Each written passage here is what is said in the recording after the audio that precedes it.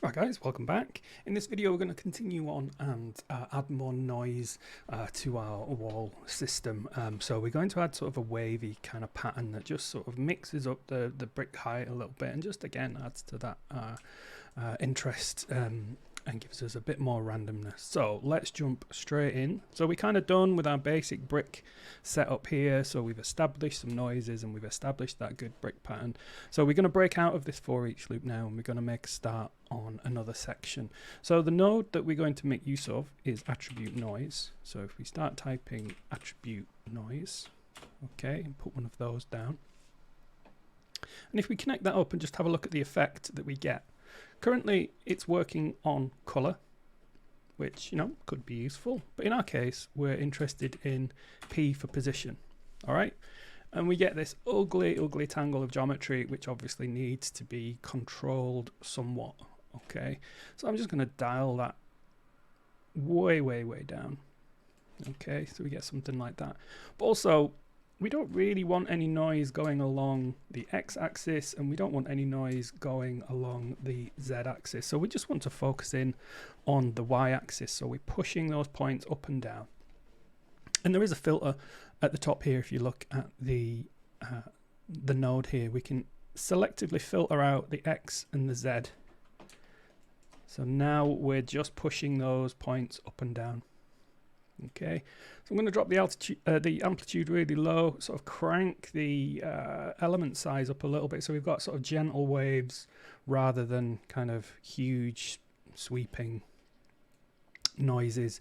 And what we need to do, obviously, it's kind of lifting it off the floor there. We need to mask away these areas that we want to keep fixed to the ground, and also we might want to keep the top edge fixed as well. So again, we're just focusing in on the central section for that noise, and that's another great opportunity to use another wrangle node. You can see the theme of this video series. So yeah, put down a wrangle node, call this mask noise, and this is going to be a user driven parameter as well, so we'll give it that gold color and we'll jump straight in. So in this node, what we need to do is we want to create a color mask. Well, we'll start off with color and then we'll show you how we can use that as kind of a visualization tool and selectively mask an area that then will be ignored by the attribute noise node. So let's get started with that. The goal is to create a range of values from the very bottom of the asset to the very top. Okay, and we can take advantage of a function called the bounding box. Okay, so if we specify a vector variable called bbox for bounding box and equal that to relative point bbox, so rel point bbox.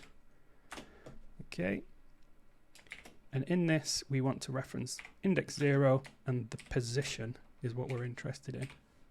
Okay, so what this is going to do, it's going to give us a value based on the bounding box of this entire geometry.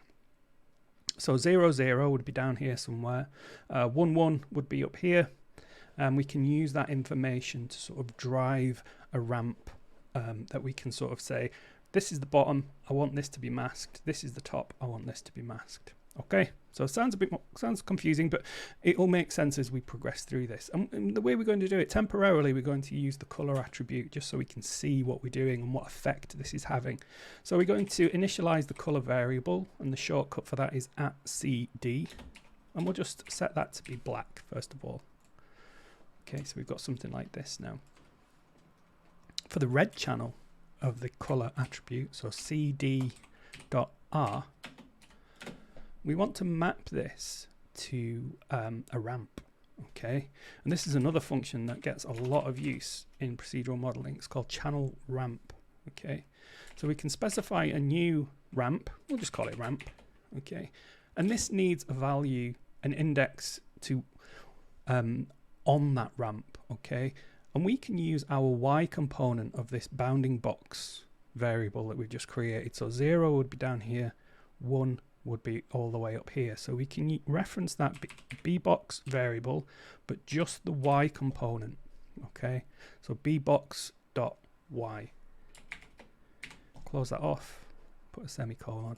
All right, so nothing happens because we've not initialized this ramp yet. So I'm going to press this little magic button here that's going to give us a ramp parameter, and here it is. You can see it in the parameters pane there, and as you can see, we can manipulate points on this ramp to generate a red color across our geometry. So if we build something like this, say, and just click to add more points, okay,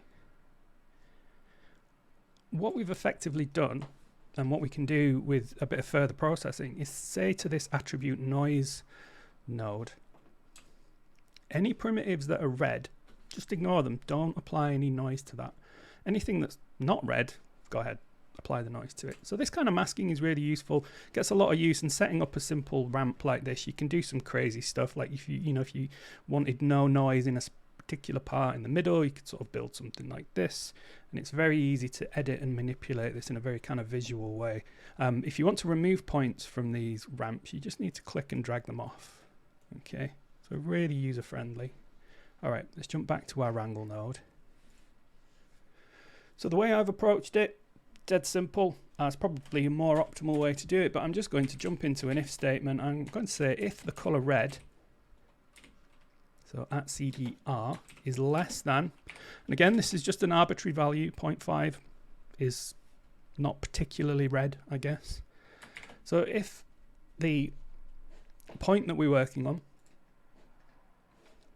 is less than 0.5, then jump into this if statement. And what I want to do is put it into a point group. Okay, so we could do that procedurally with set point group. Okay, so any points that are not red are going to go in this group from index 0, and we'll call it noise mask. All right, so this is our point group for the things we want to be noisy. Okay, so the next argument of set point group is what point are you talking about? Well, it's the current point that we're processing. So if it's made it this far into the if statement, then we can add it to this noise mask group. The next argument is what value we want to give it. Do we want to set it in the group, or do we want to remove it from the group? Well, we can just set it into the group by putting 1 and then set the mode set like that. Okay. And don't forget, if you want to, and it's, as I've mentioned before, this is really good practice. If you're unsure about the arguments for a function, you could just click on it, press F1, press F1, press F1. Yeah, it works eventually. Yeah, so there we go. It brings up the help card for this particular function. And there we go. Set point group adds or removes a point from a group in a geometry. And that's exactly what we've done there. And you can see the arguments. So anytime you come across a vex function that you're not familiar with, I would definitely recommend just taking a quick look through the documentation. It's a really quick way to sort of expand your knowledge, and something, like I said, I do very, very regularly myself. All right. So now what we've got is a mask based on the color. All right. And it's completely procedural. So we could use that ramp to drive this as we see fit. And this is, again, a parameter that we can pass on to our end user. And once we're done, just to tidy up, I'm going to set the color back to 1, just so we can see what we're doing without the distraction of that color mask. So I'm going to say at CD equals 1. And there we go. We're back to where we started. But we've created that noise mask group that we needed. All right. So in the attribute noise now, we can come up to the group field and select that noise mask group.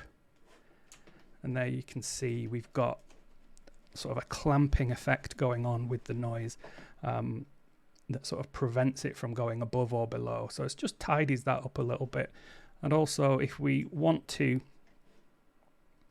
we can drive how we want that noise to appear using this, depending on what type of effect you're going for. So quite flexible. And again, using attributes in this way is really useful, gets tons and tons of uses. So definitely familiarize yourself with this kind of mapping attributes to get it to create groups is often very useful. All right, so the next thing that we're going to do is we're going to start selectively cracking these bricks, all right, based on a probability. We don't want them all cracked because that would look a bit too uniform and a bit too weird, but what we want to do is pass these bricks into another for each loop, okay, and then create a parameter that will sort of randomly, based on a probability threshold, say whether they're going to be cracked or not cracked, okay. So we're going to take use of another for each loop, but this time we're going to make use of for each connected piece.